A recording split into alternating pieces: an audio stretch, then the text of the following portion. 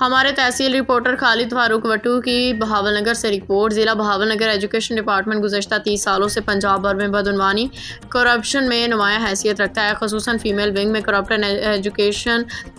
Education mafia ने बददियानती की इंतहा कर दी। ज़िला बहावलनगर एजुकेशन डिपार्टमेंट को करप्शन फ्री बनाने के लिए एजुकेशन माफिया को हरगिज़ बर्दाश्त नहीं किया जाएगा।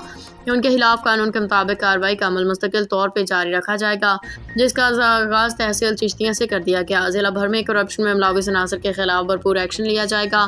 एजुकेशन माफिया की जानिब से मिलने वाले थ्रेट पे उनके खिलाफ मुकदमा दर्ज करवाए जाएंगे।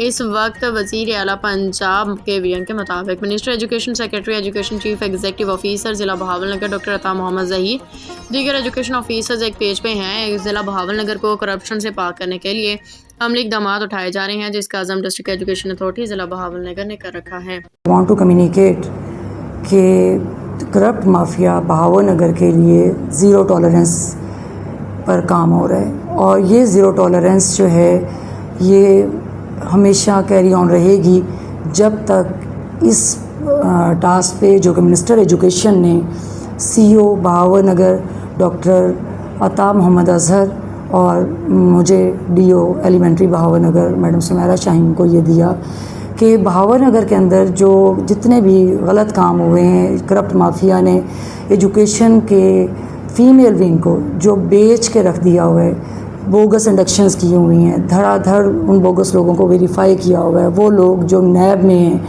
इन सब के ख़िलाफ़ इनिशिएटिव लिया जाए। और इस सिलसिले में मैं आपको